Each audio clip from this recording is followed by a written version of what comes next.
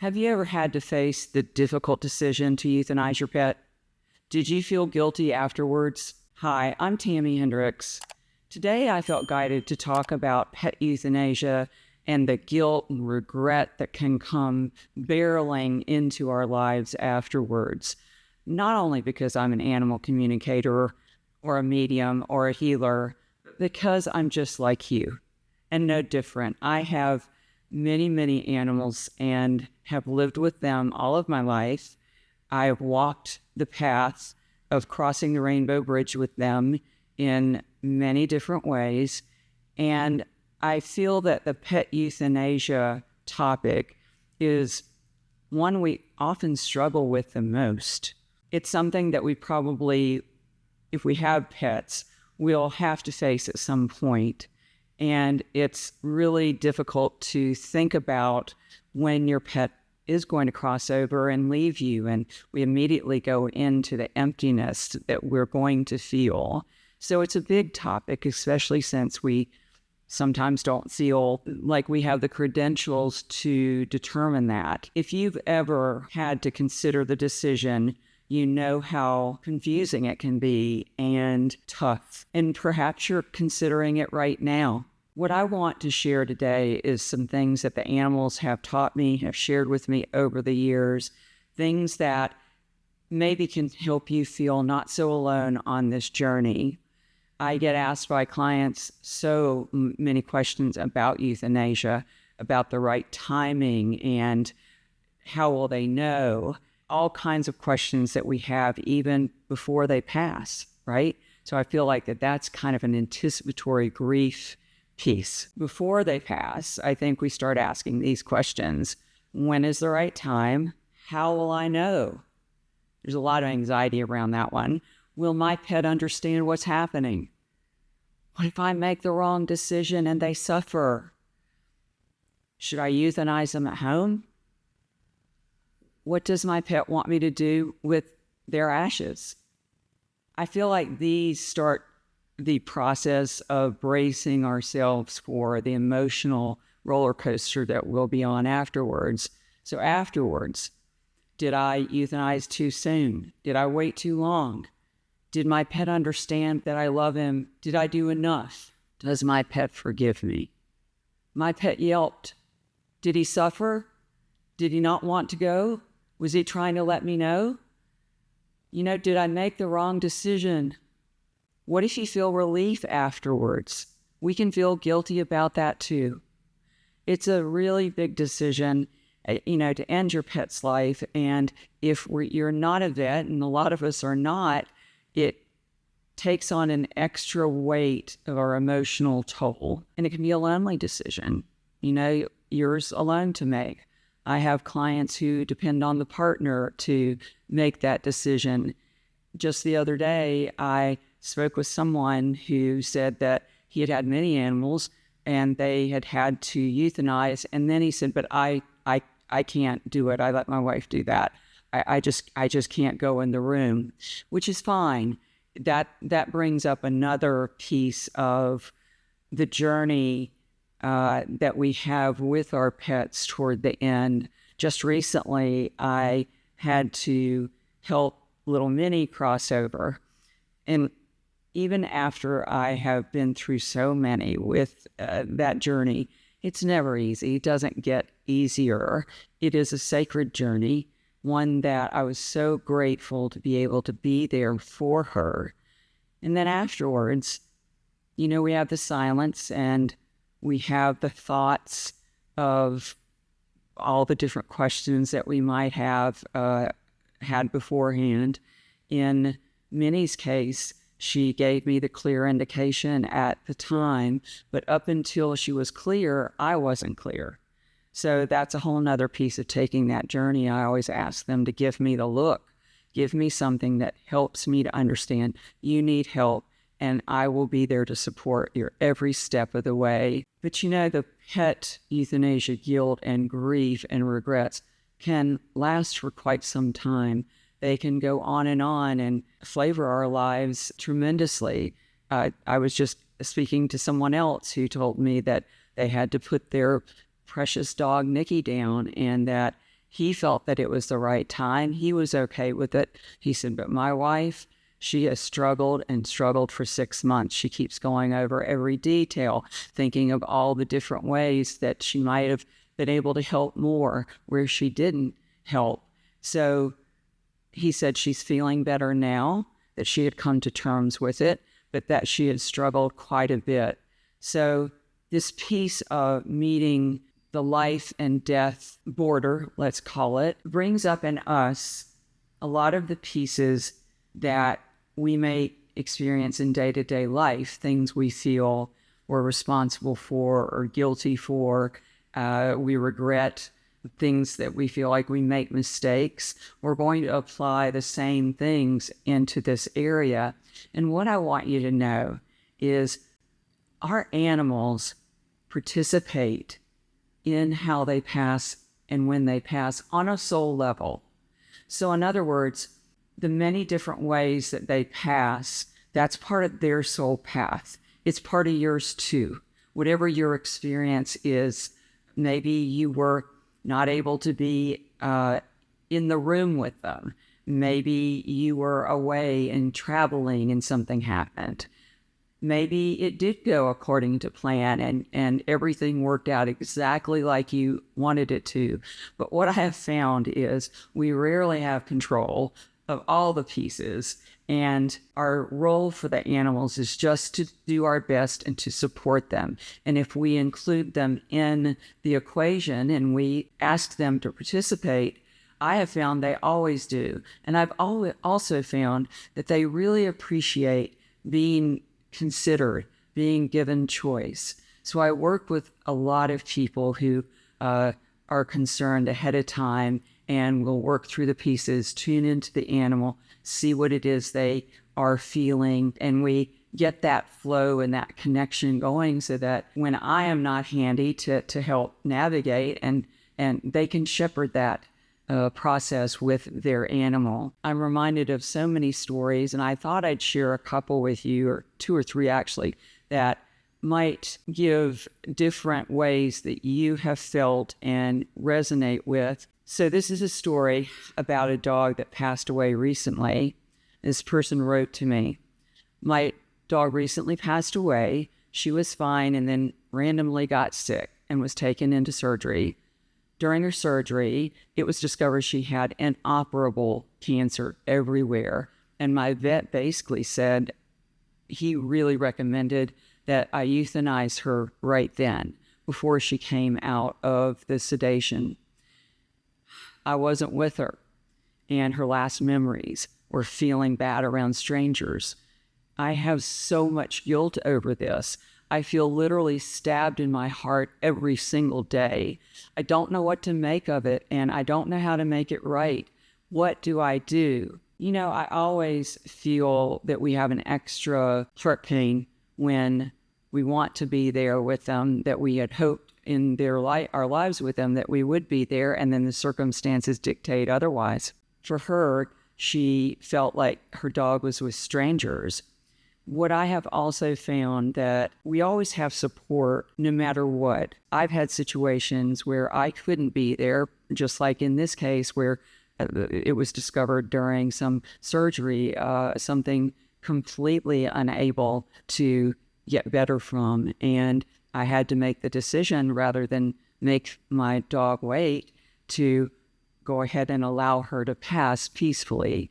And I always ask for someone to step forward if I can't be there, whether it's a friend, it's a family member, and in this case, friends that were vet techs that worked there. I asked them to please hold her and tell her how much I loved her, and to let her go, and that I would connect with her, which is what I do. And so for this person who is grieving terribly and feeling terribly guilty, like she had caused something, possibly that she had let her dog down, they never feel that we've let them down. They know that we're participating in this with them. You know, they do their part, we do our part, and she made the decision based on the highest good. And if you're always basing it from our hearts, then it's not the wrong decision. But how we beat ourselves up afterwards, that's another story. Here's another one. My cat passed away at the beginning of October. Every day he would go to my horse barn when we would feed the animals. One day he didn't follow me down there, and I looked and looked for him. I found him in one of the horse stalls, and he was badly injured. We rushed to the emergency vet, and the vet said his back was broken, and our only choice was to euthanize him. Even when the vet gave the injection, he was purring and seemed happy. Ever since that day, I haven't been able to sleep, and I've had constant recurring memories of those moments. I feel like I should have tried harder. He was trying so hard to live, and I took that from him. I don't know how to cope with this never-ending guilt. That's a tough one. First of all, the circumstances were sudden. First of all, the cat went missing. She found the cat. She found him in distress, took him to the vet, and then all of a sudden they were having to make a life and death decision when she probably got up that morning not thinking that she was going to have to do that. So there's the shock in the circumstance, especially if it's sudden, and there's the having to make a really big, really quick decision when we all usually like some time to think about those, consider all angles. Is there anything else we can do? So it can be really tough, and we can beat ourselves up long, long after the situation has resolved itself. And for this person, I think the confusion, especially because it looked like her cat was happy and he was purring. How can I do what I did and I didn't try hard enough for him? I'm wondering if in life this cat's mom feels that way about herself a lot. In other words, we're going to bring to our situations that are emotional and eventful, we're going to bring those pieces of us that we work with in our daily lives where we do feel like we make mistakes or we don't do enough. And in this case, I've got some suggestions about how to work with that piece and how to integrate what happened and how we feel with moving forward and actually healing from the terrible blame we put on ourselves. I can promise you the animals don't blame us. They always tell me there's nothing to forgive. Humans are the ones that blame themselves. We don't blame. And I know in my case, looking at little Minnie, she was ready. She was ready to let go. I've also had ones that have I've had to make those quick decisions and, like I mentioned, not be there. Or it feels like their body's breaking down and maybe they're mentally sharp. That's always a tough one to work with. What do you do? And that's where collaborating with your animal, asking your animal, how can I help? What is it you need? I'm here to work with you. I want what's best for you. I'll share another story that I brought with me today. So this past August, we made the extremely painful decision to let our 2 Border Collie sisters who are suffering with arthritis go. We made the decision to let them go together, knowing the pain was going to be extreme. They were together since birth and inseparable throughout their 13, almost 14 years together. We adopted them together as puppies before marriage and kids came along. They've been through there to witness so much of the ups and downs over the last decade and been the best companions I could ask for. I am trying to pull myself out of the grief and guilt, but can't seem to. Helping a pet cross over, 1 pet is tough enough, but 2 at the same time. And she did say that she knew that the pain was going to be extreme, but I think it was that point afterwards, she's like, oh my goodness, what have I done?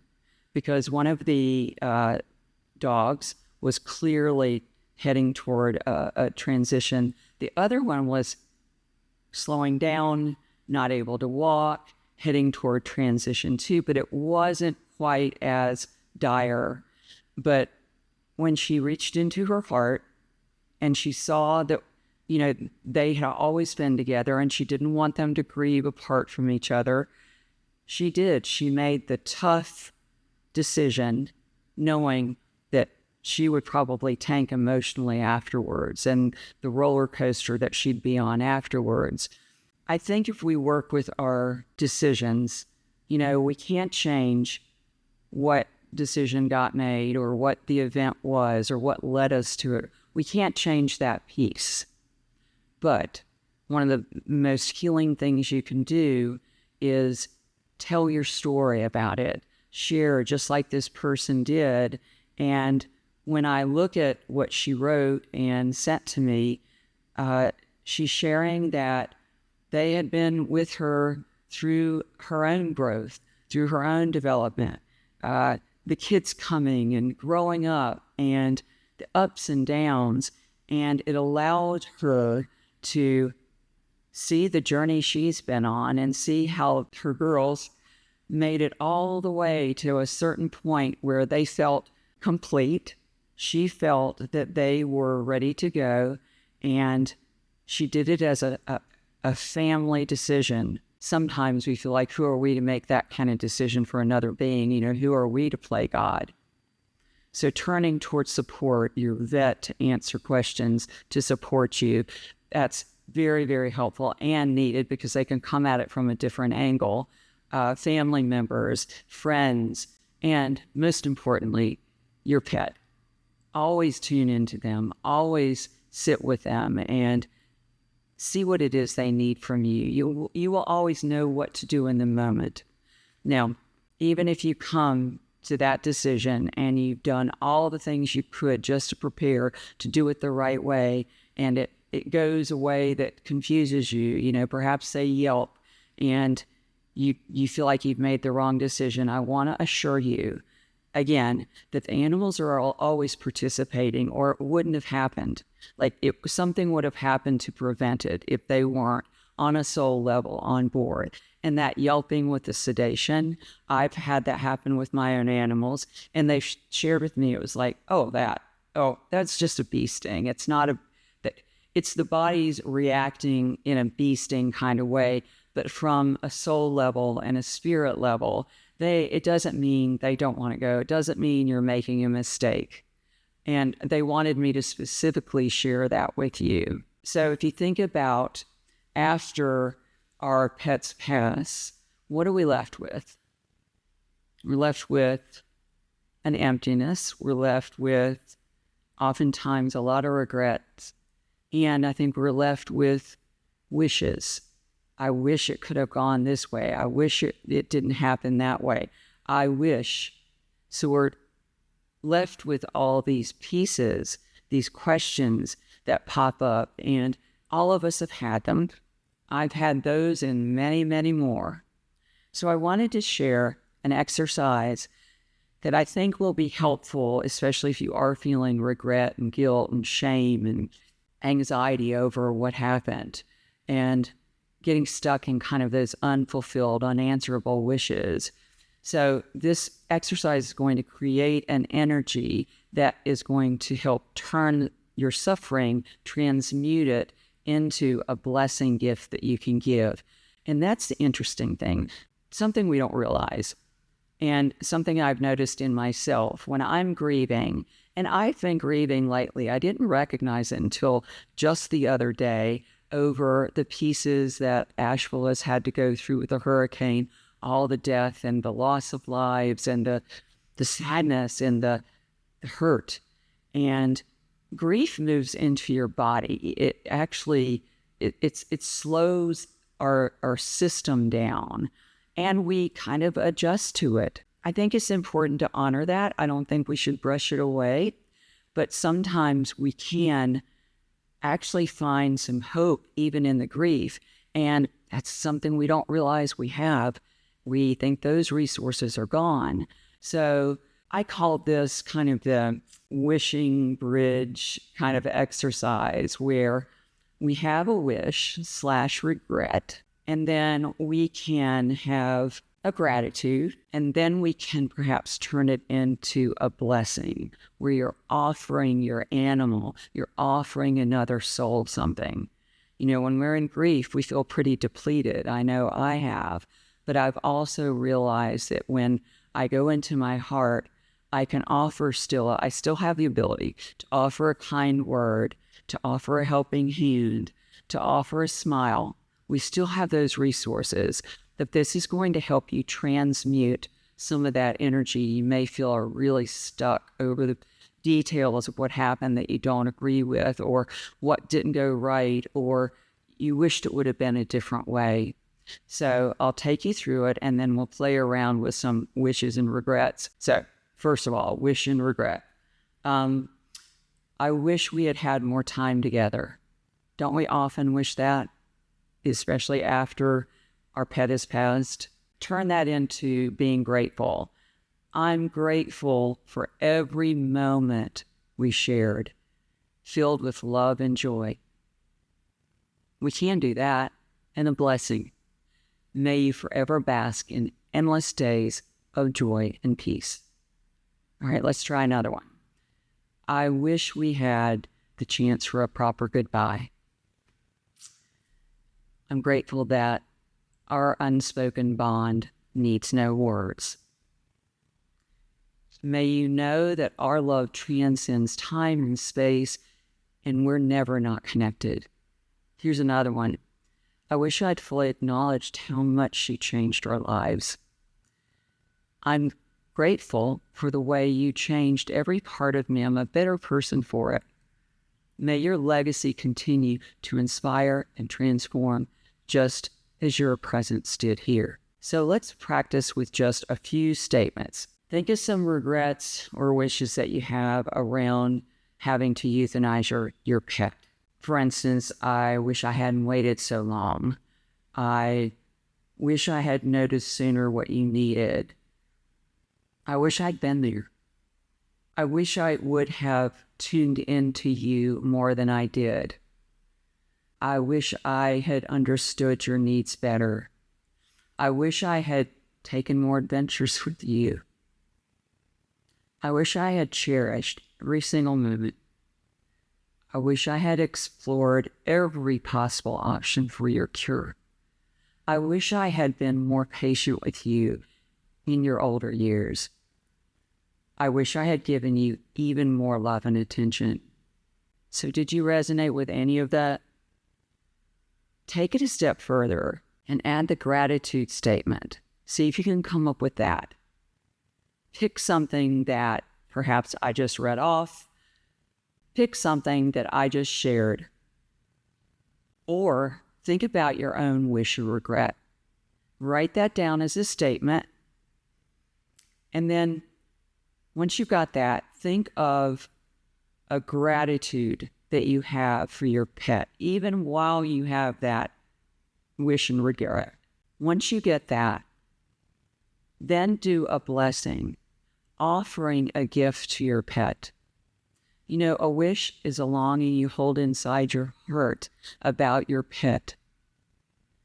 So when we break it into those pieces, I'm going to bet you find that you can identify your wish and regret, and you can tell your pet what you're grateful for, and then you can offer them a blessing gift further out. It's not going to stop the event. It's not going to erase it. But what it will do is it'll help you understand that not only can we grieve and we can have these feelings about ourselves, but we can also offer encouragement and hope in the form of gratitude and blessings. And when we do that, our energy shifts. We're not so distracted by the blame and beating ourselves up all the time over things that we made the best decision in the time we had. And we had support, we had help. And if we couldn't be there, somebody was there for them. And that was a soul contract between those two. that perhaps you weren't meant to be there and that person was to have that experience with your pet. I have watched time and time again how animals, even up until the last breath, are gifting us. They're teaching us so many different ways. There was a dog named Darla. She was a little beagle and got very ill, and she would have to spend days at the vet getting treatment. And the staff absolutely fell in love with her, so much so that they had a picnic out back with Darla right before she was to be euthanized, and helped her cross the Rainbow Bridge. And she was able, in the time she had with them, to create this wonderful connection with the vet, with the vet techs, people that wouldn't otherwise have known her. And they were all there when she did make her transition over. I've had my own animals turn around and nod their heads in thanks. That eased my heart, because I was already feeling so bad, and not, especially in the early days, understanding the process and what a sacred journey to be on with them. That not only is birth important, but that journey from form into spirit, absolutely as important, if not one of the greatest gifts we could to give another, is to make that soul journey with them, whether we have somebody as a proxy, whether we are there ourselves, whether it goes according to plan, whether it's something that we didn't plan. It's always connected and tied to what's going on in your own life, the soul growth that you're in, the soul growth that your pet is in. You haven't made the wrong decision. I hope you got something out of this today. I know I've enjoyed sharing with you. And if you have, like the video, and if you've really gotten something out of it, it's touched your heart, you can share it with another being. You can take it and work with your animal to connect on that heart level by using heart telepathy, connecting that flow, asking them, what is it you need for me to do? Then please subscribe to my channel. The animals have so much to share that they're always letting me know, hey, people need to hear this. Please talk about this. And I'd love to hear your stories. What wishes and regrets have you had around pet euthanasia? Have you struggled with it? Have you felt guilty? Share your stories with me. I'd love to hear them in the comments and read them. And perhaps I can then take that, and the animals can help me take that further in other videos. I'll be back next week. Hope to see you then.